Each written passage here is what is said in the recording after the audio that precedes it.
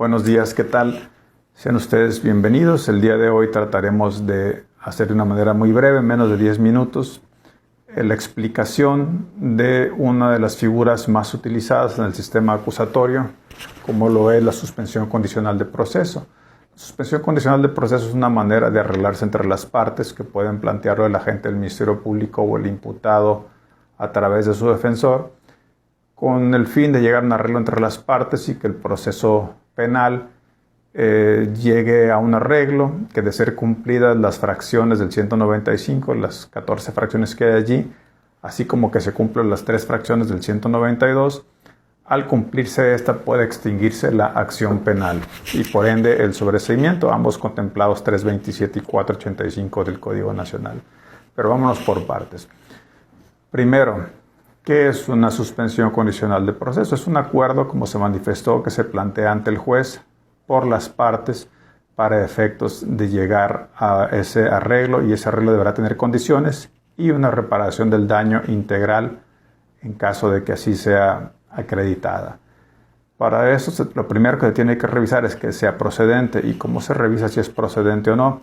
Bueno, pues te vas al artículo 192 y te vas a la fracción primera, donde te dice, el primer requisito, que el delito por el que se vinculó a proceso tenga una media aritmética de 5 años como máximo.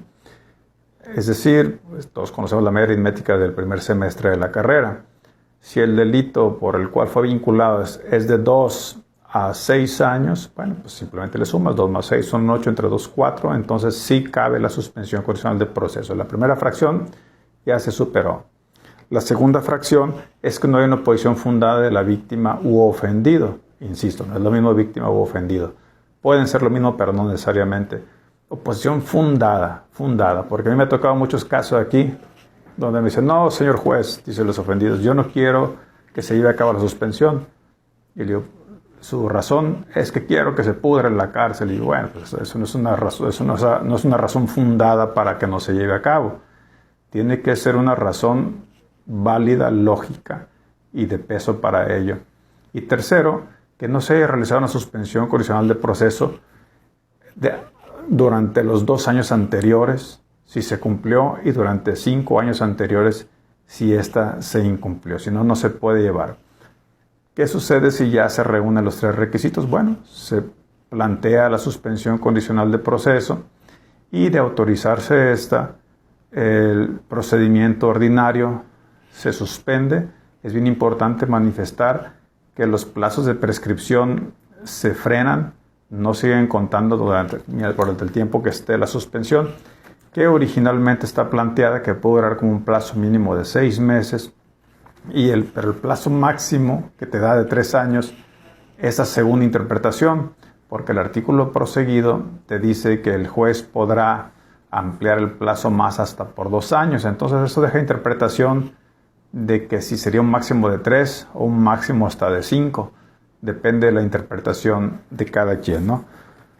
Para estos efectos es bien importante el señalar que la suspensión condicional del proceso está ayudando mucho a este sistema, porque evita que se sature, evita que las partes se desgasten, evita que vayan escalando las situaciones.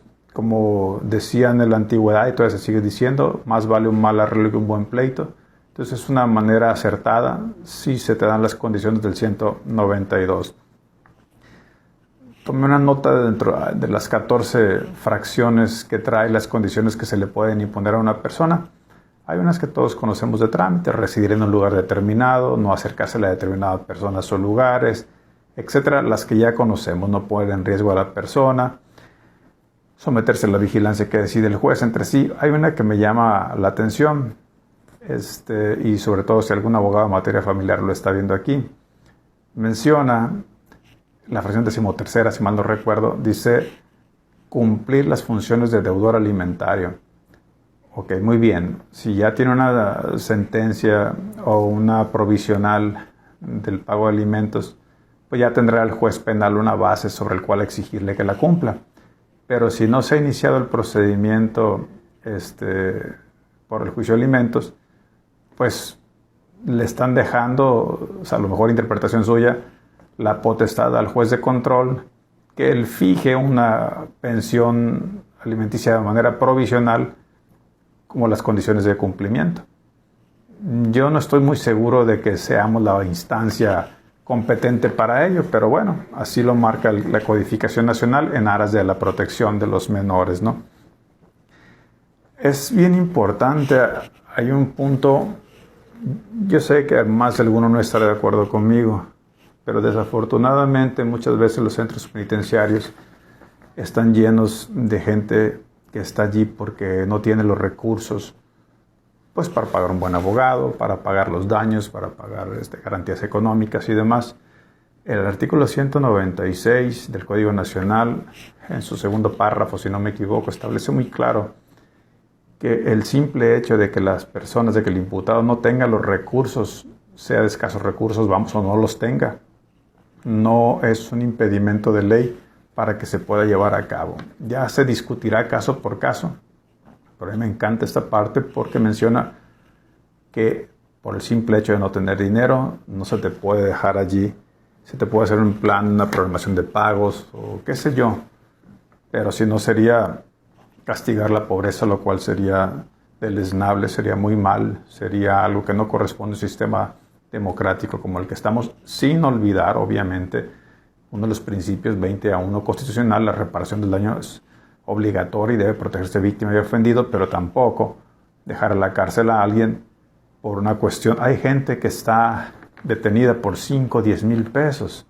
y duran meses o más allí por 5 o 10 mil pesos. Al Estado le saldría más barato decir, ¿sabes qué? Pues yo los pago y sácalo porque me cuesta más caro mantenerlos meses allí que pagar esa cantidad. Entonces, no se debe sancionar a alguien por su situación precaria económica. Ahora bien, cierro con esto. El artículo 198 te habla de la revocación de la suspensión. ¿En qué caso se puede revocar?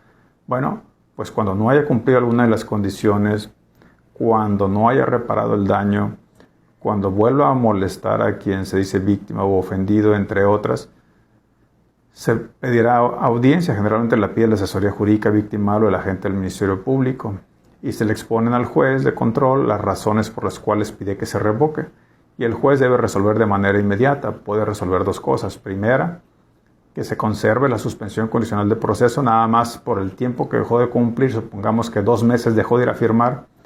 Si el juez lo autoriza, puede ampliársele por 2 meses más la suspensión para que cubra el tiempo que no cumplió. Si algo no pagó, se le puede dar un tiempo para que pague.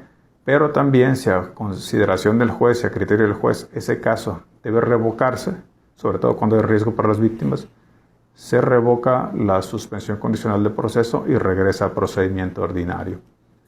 Cualquier duda queda a sus órdenes y como siempre la mejor opinión es la de usted. Que tenga buenos días.